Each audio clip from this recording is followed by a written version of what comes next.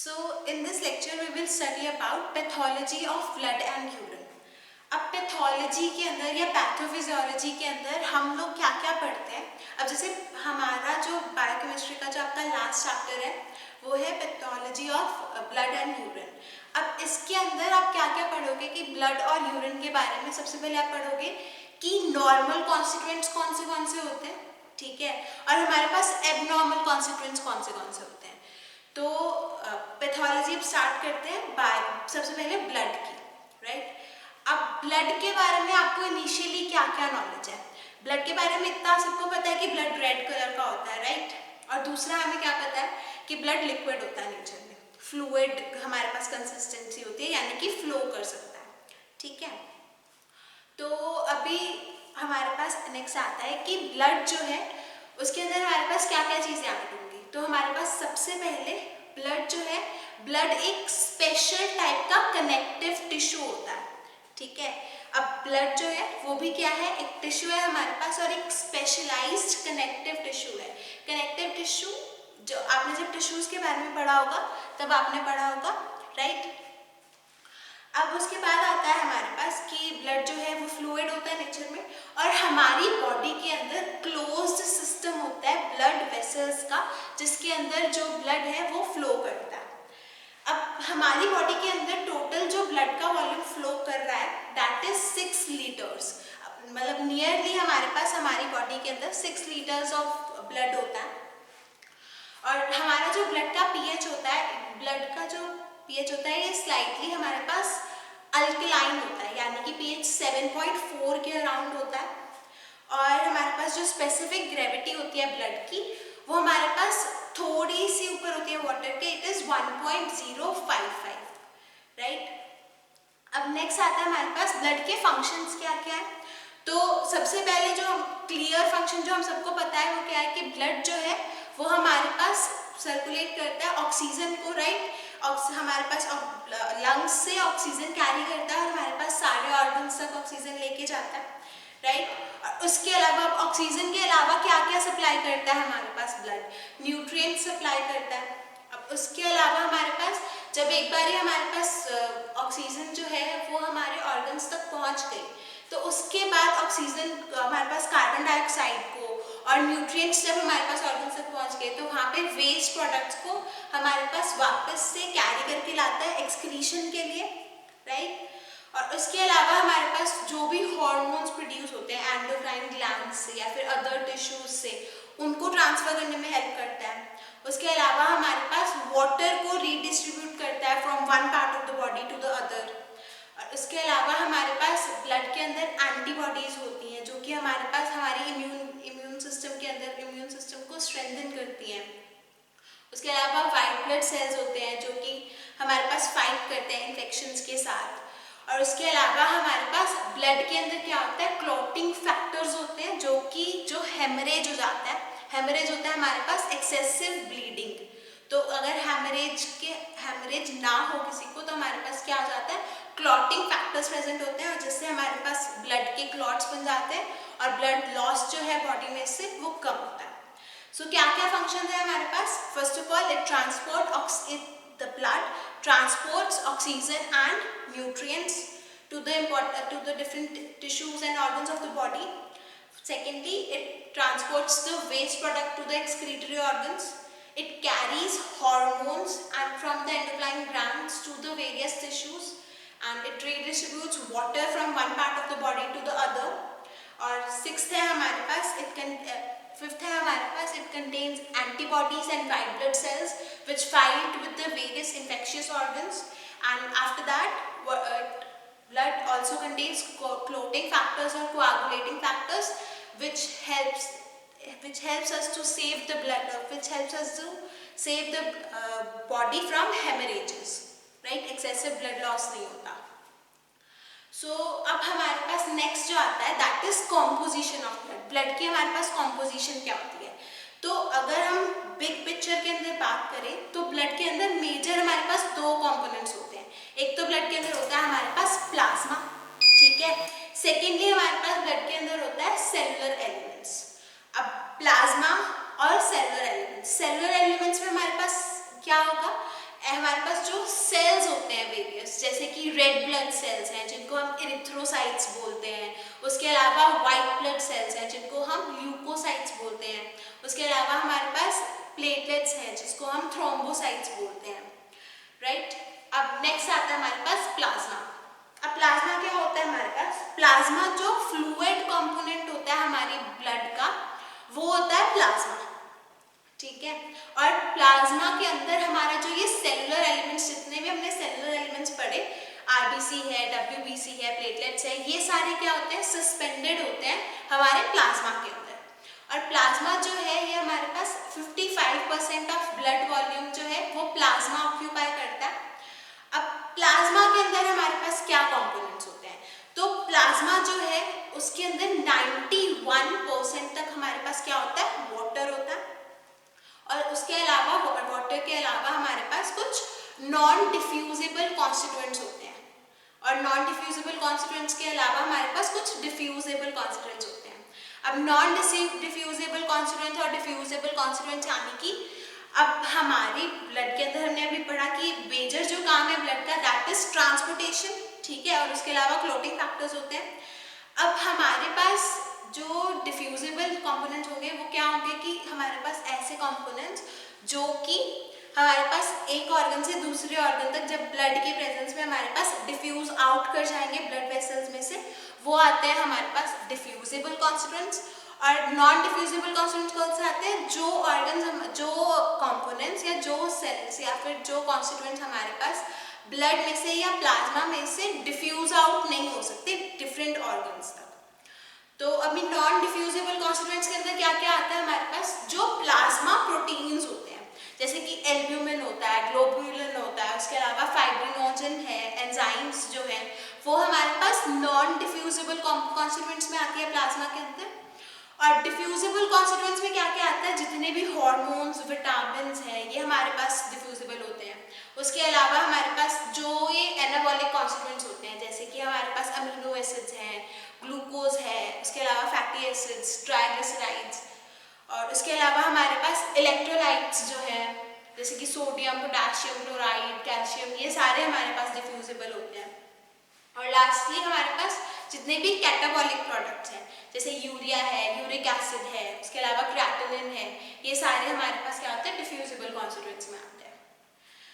सो plasma के बाद अब हमारे पास नेक्स्ट जो इम्पॉर्टेंट टॉपिक आता है दैट इज ऑन इरिथ्रोसाइट्स। अब इरिथ्रोसाइट्स क्या होती है हमारे पास? These are the red blood cells. अब रेड ब्लड सेल्स या इरिथ्रोसाइट्स हमारे पास शेप में सर्कुलर होते हैं, बाइकनकेव स्ट्रक्चर होता है इनका, यानी कि अब जो आरबीसीज होती हैं, आरबीसीज हमारे पास डिस्क शेप्ड होती है, ठीक है। हमारे पास अगर इसका ट्रांसवर्स व्यू देखेंगे तो वो कुछ ऐसा आएगा, हमारे पास डिस्क शेप्ड होती है और हमारे पास बेंड्स होते हैं, कुछ ऐसी दिखती है हमारे पास आरबीसी। तो आरबीसीज या इरिथ्रोसाइट्स क्या होते हैं? आरबीसीज और erythrocytes are the circular biconcave disc shaped cells. और हमारे पास इनका जो डायमीटर, हमारे पास जो आरबीसीज होती है बहुत ज़्यादा छोटी होती है, इनका जो डायमीटर रहता है दैट इज 7.2 माइक्रोन्स का, यानी कि हमारे पास माइक्रोमीटर्स में बात हो रही है, हमारे पास माइक्रोन्स के अंदर 7.2 माइक्रोन्स का, यानी कि 7.2 × 10⁻⁻⁶ अगर हम करेंगे तो हमारे पास माइक्रोन्स आएंगे। अब उसके अलावा हमारे पास जो इरिथ्रोसाइट्स होते हैं इनके अंदर न्यूक्लियस प्रेजेंट नहीं होता, लेकिन हमारे पास इरिथ्रोसाइट्स के अंदर एक रेस्पिरेटरी पिगमेंट प्रेजेंट होता है जिसको हम बोलते हैं हेमोग्लोबिन। अब हेमोग्लोबिन जो होता है ये इसी की वजह से हमारे पास जो ब्लड का कलर है वो रेड होता है, क्योंकि इसके अंदर हमारे पास फेरस होता है, राइट, हीमोग्लोबिन का जो मेन कंपोनेंट है। और हीमोग्लोबिन जो है इसके अंदर मेजर एफिनिटी होती है ऑक्सीजन के साथ बाइंड करने की। और हमारे पास जो इरिथ्रोसाइट्स है उनका मेन फंक्शन क्या है? इरिथ्रोसाइट्स या आरबीसीज का, they carry the oxygen from the lungs to the tissues. और उसके अलावा हमारे पास जो एसिड बेस बैलेंस मेंटेन होता है हमारी बॉडी के अंदर वो भी इरिथ्रोसाइट्स मेंटेन करते हैं। अब नॉर्मली हमारे पास हमारे ब्लड के अंदर या हमारी बॉडी के अंदर 4.5 to 5 मिलियन पर मिलीमीटर क्यूब हमारे पास आरबीसीज का नंबर रहता है। आरबीसीज की जो प्रोडक्शन है वो हमारे पास बोन मैरो के अंदर होती है। जो हमारे पास स्पॉन्जी बोन्स होती है या लॉन्ग बोन्स होती हैं उनके अंदर हमारे पास बोन मैरो प्रेजेंट होता है। और उसके अलावा हमारे पास जो ब्लड है, ब्लड के अंदर हमारे पास proteins, iron, vitamin B12, folic acid, thyroxine और कॉपर और मैंगनीज के जो ट्रेस अमाउंट्स हैं ये हमारे पास रिक्वायर्ड होते हैं for the synthesis of RBCs. और आरबीसीज का हमारे पास जो लाइफ स्पैन होता है दैट इज 120 डेज। 120 डेज के बाद हमारे पास आरबीसीज जो है या फिर 4 मंथ्स के बाद हमारे पास न्यूअर आरबीसीज हमारी बॉडी के अंदर सिंथेसाइज हो जाती हैं। अब ये तो था हमारे पास नॉर्मल पैथोलॉजी, मतलब हमने पैथोलॉजी के अंदर क्या क्या पढ़ना था, शुरू में बताया था कि हम नॉर्मल भी पढ़ेंगे और एबनॉर्मल भी पढ़ेंगे। तो हमने एरिथ्रोसाइट्स के बारे में पढ़ा कि एरिथ्रोसाइट्स के क्या फंक्शन होते हैं, एरिथ्रोसाइट्स का स्ट्रक्चर कैसा होता है नॉर्मली, राइट। नॉर्मली कैसा स्ट्रक्चर होता है हमारे पास एरिथ्रोसाइट्स का, सर्कुलर होते हैं, डिस्क शेप्ड होते हैं, बाइकनकेव होते हैं, राइट, और बिना न्यूक्लियस के होते हैं। और हमारे पास जो साइज है दैट इज 7.2 माइक्रोन्स का हमारे पास डायमीटर होता है आरबीसीज का। अब आता है हमारे पास कि एरिथ्रोसाइट्स के अंदर एबनॉर्मल चीजें कौन सी या फिर डिसीजेस कौन से हो जाते हैं। तो डिसीजेस के अंदर या एबनॉर्मेलिटीज के अंदर एरिथ्रोसाइट्स के हमारे पास क्या क्या आता है, पॉलीसाइथीमिया कॉज हो जाता है। पॉलीसाइथीमिया के अलावा हमारे पास आयरन डेफिशिएंसी एनीमिया कॉज हो जाता है, मेगालोब्लास्टिक एनीमिया कॉज हो जाता है, सिकल सेल एनीमिया कॉज हो जाता है, हिमोलिटिक एनीमिया कॉज हो जाता है, थैलेसीमिया कॉज हो जाता है। अब एनीमिया, बेसिकली एनीमिया क्या होता है, anaemia is a condition in which there is loss of RBCs, right. हमारे पास जब हमारे ब्लड के अंदर आरबीसीज का या हेमोग्लोबिन का अमाउंट जब कम हो जाता है तब हम उसको कहते हैं कि पेशेंट को एनीमिया हो गया, राइट। तो हमारे पास एरिथ्रोसाइट्स डिपेंडिंग अपॉन कि किस चीज़ की डेफिशिएंसी की वजह से हमारे पास एनीमिया कॉज हो रहा है, हमारे पास डिफरेंट टाइप के एनीमियाज होते हैं। ओके, तो सबसे पहले डिस्कस करते हैं पॉलीसाइथीमिया के बारे में। पॉलीसाइथीमिया क्या होता है, पॉलीसाइथीमिया इज अ कंडीशन जिसके अंदर आरबीसीज का जो लेवल, जो नंबर है वो इंक्रीज हो जाता है बहुत ज़्यादा। हमने अभी पहले पढ़ा कि नॉर्मली क्या होता है 4.5 to 5 मिलियन पर मिलीमीटर क्यूब हमारे पास आरबीसीज रहते हैं हमारे ब्लड के अंदर, 4.5 to 5 मिलियन, राइट। और जब पॉलीसाइथीमिया हो जाएगा तब हमारे पास 5 मिलियन से भी ज़्यादा आरबीसीज का नंबर इंक्रीज हो जाएगा। और ऐसा क्यों होता है हमारे पास, जनरली जब हम किसी हाई ऑल्टीट्यूड पे जाते हैं, जिन लोगों के अंदर, जो लोग हमारे पास हायर ऑल्टीट्यूड्स पे रहते हैं यानी कि हमारे पास माउंटेन्स पे रहते हैं, उनके अंदर हमारे पास आरबीसीज का नंबर बहुत ज़्यादा होता है। उसके अलावा हमारे पास अगर किसी पेशेंट को कॉन्जेनाइटल हार्ट डिसीज हो जाए तो हमारे पास जो आरबीसीज का नंबर है वो इंक्रीज हो जाएगा। उसके अलावा अगर किसी पेशेंट को हमारे पास हाइपरप्लेजिया हो जाए बोन मैरो का, यानी कि बोन मैरो जो है वो हमारे पास वर्क करना स्टार्ट कर दे बहुत एक्सटेंसिवली, तो भी हमारे पास आरबीसीज का नंबर जो है वो इंक्रीज हो जाता है। अब ये तो आ गया हमारे पास कि कॉजेज क्या क्या है। अब हमारे पास आता है नेक्स्ट की मैनिफेस्टेशन। तो अगर आरबीसीज का नंबर बढ़ रहा है, राइट, और हमारे पास कोई हाई एल्टीट्यूड पे चला गया तो बढ़ गया, या फिर किसी को हमारे पास कॉन्जेनाइटल हार्ट डिसीज हो गई तो हमारे पास आरबीसीज का नंबर इंक्रीज हो गया, या फिर हमारे पास हाइपरप्लेजिया हो गया बोन मैरो का तो आरबीसीज का नंबर इंक्रीज हो गया। तो होगा क्या अगर हमारे पास पॉलीसाइथीमिया किसी पेशेंट को हो जाए, तो पॉलीसाइथीमिया की वजह से हेडेक्स कॉज होते हैं, वीकनेस कॉज होती है, जो पेशेंट है वो टायर्ड रहता है, टायर्डनेस कॉज होती है। उसके अलावा हमारे पास जो फेस और आईज हैं वो रेड हो जाती हैं। उसके अलावा हमारे पास आरबीसीज का नंबर इंक्रीज होने की वजह से थ्रोम्बोएम्बोलिक कॉम्प्लिकेशंस आ जाती है। थ्रोम्बोएम्बोलिक कॉम्प्लिकेशंस का क्या मतलब है, हमारी जब बिना इंजरी के हमारी बॉडी के अंदर या ब्लड वेसल्स के अंदर क्लॉट्स की फॉर्मेशन हो जाए तो उसको बोलते हैं हम थ्रोम्बस की फॉर्मेशन होती है। तो या फिर हमारे पास थ्रोम्बस एम्बोलिज्म बोलते हैं उसको, थ्रोम्बोएम्बोलिज्म। तो हमारे पास क्या हो जाता है अगर आरबीसीज का लेवल बहुत ज़्यादा इंक्रीज हो जाए तो हमारे पास थ्रोम्बोएम्बोलिक कॉम्प्लिकेशंस आनी स्टार्ट हो जाती है। उसके अलावा हमारे पास हेमरेजेस होने के बहुत ज़्यादा चांसेस होते हैं due to increase in number of RBCs.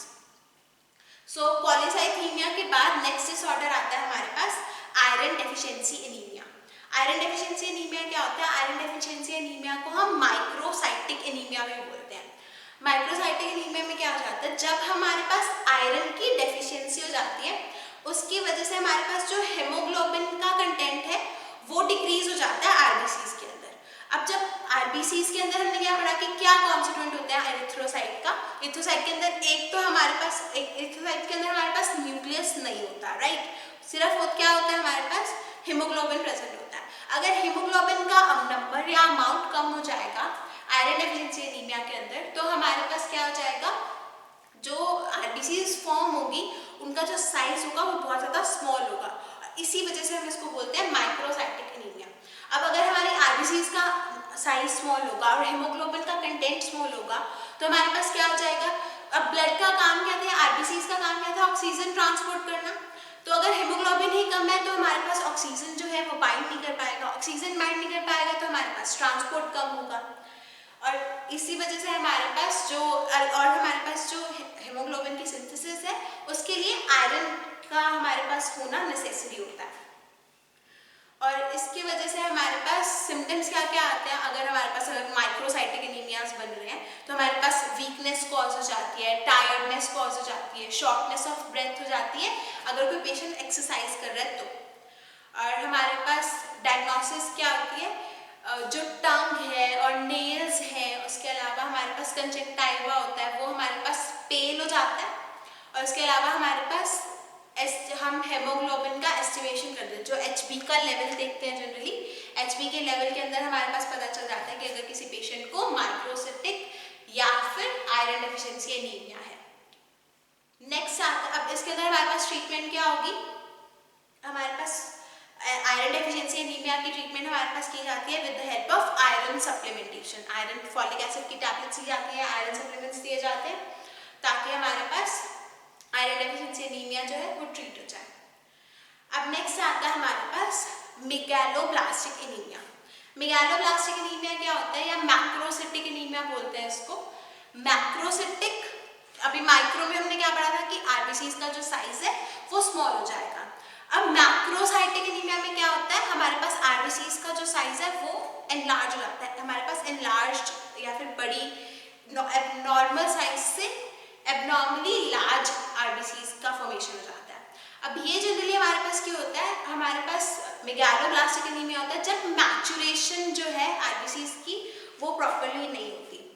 तो मैचुरेशन के लिए आरबीसीज के हमारे पास दो कंपोनेंट्स का होना बहुत जरूरी होता है।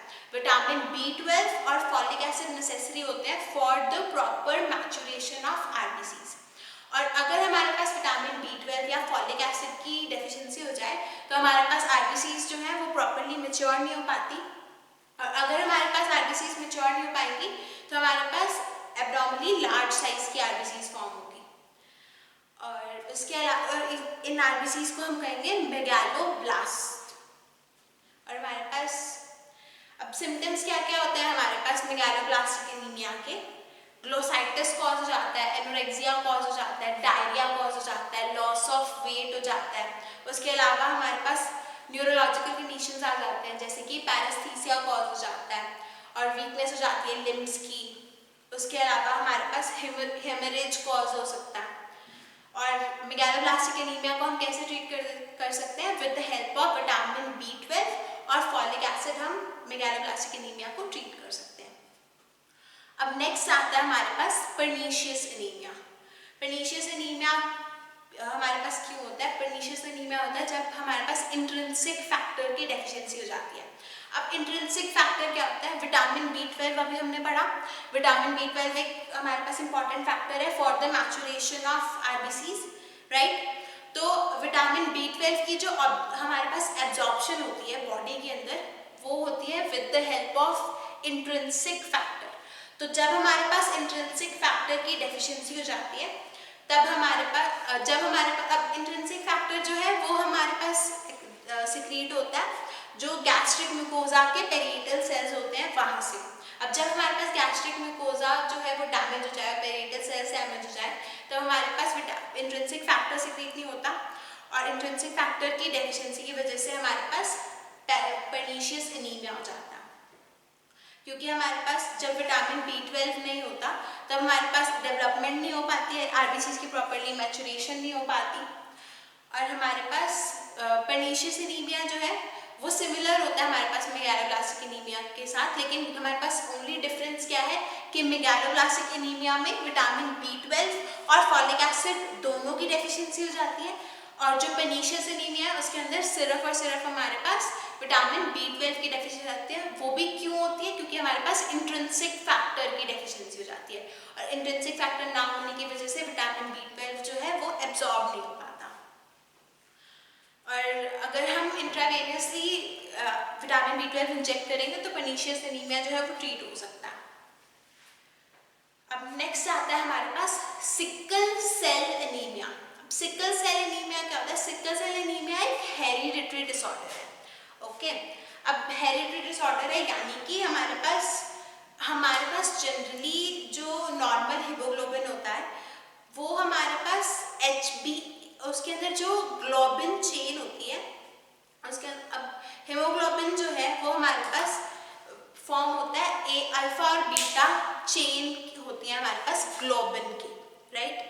ग्लोबिन की अल्फा और बीटा चेन्स होती हैं for the normal formation of haemoglobin, right. अब जब जेनेटिकली हमारे पास HbA की जगह पे HbS आ जाए,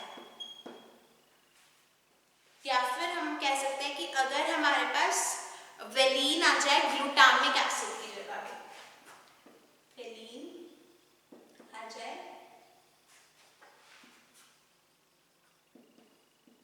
ग्लूटामिक एसिड। ओके, एक बार दोबारा से पढ़ते हैं सिकल सेल एनीमिया के बारे में। सिकल सेल एनीमिया में सबसे पहले क्या हो जाता है कि sickle cell anaemia is a hereditary disorder या फिर it is a genetic disorder. अब जेनेटिक डिसऑर्डर है यानी कि हमारे पास जब DNA के अंदर हमारे पास न्यूक्लियस से कोडिंग हो रही है और फॉर्मेशन हो रही है हमारे पास ऑफ द हेमोग्लोबिन, और हमारे पास ब्लड वेसल्स बन रही है और ऑर्गन्स की फॉर्मेशन हो रही है, तो उसके अंदर क्या हो जाता है, अब हमारे पास एक जीन होता है जो हमारे पास यूजफुल होता है for the coding of the हमारे पास जो ग्लोबिन चेन्स होती हैं। अब ग्लोबिन क्या होता है हमारे पास? ग्लोबिन एक प्रोटीन है, ठीक है। अब हमने पढ़ा था प्रोटीन क्या होता है? प्रोटीन हमारे पास अमीनो एसिड से बने होते हैं। अब वेलिन और ग्लूटामिक एसिड ये हमारे पास क्या है? अमीनो एसिड्स के टाइप है। तो एक तो हमारे पास चेन है, जैसे एस्पार्टिक एसिड है, ग्लूटामिक एसिड है, वेलिन है, उसके बाद हमारे पास ल्यूसिन है, आइसोल्यूसिन है। तो ये सारी हमारे पास अमीनो एसिड्स मिलके एक प्रोटीन की फॉर्मेशन कर रहे थे, ठीक है। अब हमारे पास एक स्टैंडर्ड जो प्रोटीन था, ठीक है, जो कि ग्लोबिन की अल्फा चेन बनाता था, उसके अंदर एक माइनर सा चेंज हो गया due to some change in the genetic coding of the human being, ठीक है। पहले हमारे पास अभी ये तो पता है कि एक जीन जो है वो हमारे पास मदर से आता है, एक जीन हमारे पास फादर से आता है, और जो डोमिनेंट जीन होता है वो हमारे पास एक्सप्रेस हो जाता है नेक्स्ट ऑफस्प्रिंग के अंदर, राइट। तो अगर हमारे पास जो ये HbA जीन जो है, HbA जीन जो होता है वो हमारे पास रिस्पॉन्सिबल होता है नॉर्मल प्रोडक्शन के लिए, नॉर्मल ग्लोबिन प्रोडक्शन। और नॉर्मल ग्लोबिन प्रोडक्शन के अंदर क्या होता है? हमारे पास ग्लूटामिक एसिड प्रेजेंट होता है ग्लोबिन के अंदर, ठीक है। अब हमारे पास अगर HbA की जगह पे HbS जीन आ जाए तो क्या आ जाता है हमारे पास? वेलिन एंटर कर जाता है बायोटिन, जब हमारे पास ग्लोबिन की सिंथेसिस होती है, जब एबनॉर्मल ग्लोबिन की सिंथेसिस होती है तब हमारे पास क्या आ जाता है? वेलिन अमीनो एसिड आ जाता है प्रोटीन की ग्लोबिन की सिंथेसिस के अंदर, ठीक है। और जब हमारे पास अब जिन आरबीसीज के अंदर HbS जीन होगा या फिर हमारे पास ग्लोबिन चेन होगी, उनके अंदर क्या हो जाता है? हमारे पास जो हीमोग्लोबिन है या फिर जो आरबीसीज है उसका जो स्ट्रक्चर हो जाता है वो हमारे पास सिक्कल के जैसा हो जाता है, सिक्कल या फिर क्रीसेंट शेप हो जाता है। यानी कि हमारे पास हमने पढ़ा था कि एरिथ्रोसाइट्स जो है वो हमारे पास डिस्क शेप्ड होती है, ठीक है, कुछ ऐसी होती है, और हमारे पास बाद में कैसी बन जाएंगे? अगर सिकल सेल एनीमिया हो गया किसी को तो हमारे पास कुछ ऐसा स्ट्रक्चर लिख देते हैं, बायकनकेव डिस्क शेप्ड सर्कुलर स्ट्रक्चर से आरबीसीज जो है वो हमारे पास सिक्कल सेल की तरह आ जाती है। और जो ये सिक्कल की शेप की आरबीसीज होती हैं, ये हमारे पास जो स्मॉलर जो कैपिलरीज होती है ना, अब कैपिलरीज हमने पढ़ा था कि बहुत ज़्यादा स्मॉल ब्लड वेसल्स होती हैं, ठीक है, उनके अंदर ये जो सिक्कल सेल हमारे पास आरबीसीज होती हैं सिक्कल शेप, वो हमारे पास उनको ब्लड कैपिलरीज को ब्लॉक कर देती हैं और उसकी वजह से हमारे पास कुछ वाइटल ऑर्गन्स के अंदर ब्लड सप्लाई के अंदर लॉस हो जाता है और हमारे पास उसके अलावा डैमेज हो जाता है ब्लड और जो ऑर्गन्स है, जो वाइटल ऑर्गन्स कुछ। और उसके अलावा हमारे पास जिन पेशेंट्स के अंदर सिक्कल सेल एनीमिया होता है, वो उन पेशेंट्स के अंदर इन्फेक्शन होने के बहुत ज़्यादा चांसेस होते हैं। और उसके अलावा हमारे पास वो पेशेंट्स जो है वो जनरली टायर्ड रहते हैं, क्योंकि सिक्कल सेल जो हमारे पास आरबीसीज होती है उनके अंदर ऑक्सीजन कैरी करने की जो कैपेसिटी होती है वो रिड्यूस हो जाती है। नेक्स्ट डिसऑर्डर आता है हमारे पास थैलेसीमिया। थैलेसीमिया भी एक हमारे पास जेनेटिक डिसऑर्डर है। इसके अंदर क्या हो जाता है हमारे पास, जब सिंथेसिस के अंदर डिक्रीज हो जाए अल्फा चेन के अंदर या फिर बीटा चेन के अंदर। अभी मैंने बताया कि ग्लोबिन जो है उसके अंदर 2 चेन्स होती हैं और हमारे पास हीमोग्लोबिन की फॉर्मेशन आती है जब वो आयरन के साथ बाइंड करता है। तो अगर या तो अल्फा चेन की डेफिशिएंसी हो जाए तो हमारे पास अल्फा थैलेसीमिया हो जाता है, बीटा चेन की डेफिशिएंसी हो जाए तो हमारे पास बीटा थैलेसीमिया हो जाता है। और हमारे पास अल्फा या बीटा थैलेसीमिया के अंदर होता क्या है, ग्रोथ के अंदर रिटार्डेशन हो जाती है। उसके अलावा हमारे पास डिस्टॉर्टेड या लार्ज फेस हो जाता है पेशेंट का। उसके अलावा लिवर और स्प्लीन जो है उसके अंदर इलाजमेंट हो जाती है और जो सेक्सुअल डेवलपमेंट होती है वो भी हमारे पास डिलेड होती है उन पेशेंट्स के अंदर। और जो बीटा थैलेसेमिक पेशेंट्स हैं वो हमारे पास अराउंड 17 ईयर्स ऑफ एज तक उनकी डेथ हो जाती है। और हम अगर ब्लड ट्रांसफ्यूजन करें और हमारे पास नॉर्मल ब्लड की हमारे पास सप्लाई करें पेशेंट्स के अंदर, तो कुछ एक्सटेंट तक हम उनकी एज को इंक्रीज कर सकते हैं। अब नेक्स्ट आता है हमारे पास हिमोलिटिक एनीमिया। हिमोलिटिक एनीमिया में क्या होता है, जब आरबीसीज की डिस्ट्रक्शन हो जाए तो हमारे पास हीमोग्लोबिन जो है वो हमारे पास ब्लड के अंदर डायरेक्टली आ जाए तो आता है उसको हम बोलते हैं हिमोलिटिक एनीमिया। और हिमोलिटिक एनीमिया की वजह से हमारे पास जॉन्डिस हो सकता है, हीमोग्लोबिनीमिया कॉज हो सकता है और हीमोग्लोबिन यूरिया कॉज हो सकता है। और हमारे पास जनरली क्यों होता है हिमोलिटिक एनीमिया, या तो हमारे पास जो आरबीसीज हैं उसकी सेल मेम्ब्रेन के अंदर हमारे पास डिफेक्ट हो जाए, जैसे कि स्पेरोसाइटोसिस कॉज हो जाए। उसके अलावा हमारे पास कुछ इम्यूनोलॉजिकल रिएक्शंस की वजह से हमारे पास हिमोलिटिक एनीमिया हो जाता है। उसके अलावा हमारे पास मलेरिया जैसे इन्फेक्शंस की वजह से या फिर लेड की पॉइजनिंग की वजह से हमारे पास हिमोलिटिक एनीमिया हो जाता है, या फिर जो G6PD हमारे पास एंजाइम होती है उसकी डेफिशिएंसी की वजह से हमारे पास हिमोलिटिक एनीमिया हो जाता है। अब इसके अलावा हमारे पास एरिथ्रोसाइट सेडिमेंटेशन रेट के बारे में आता है जो हमारे पास हेल्प करता है to determine the pathology of blood. उसके बारे में हम नेक्स्ट लेक्चर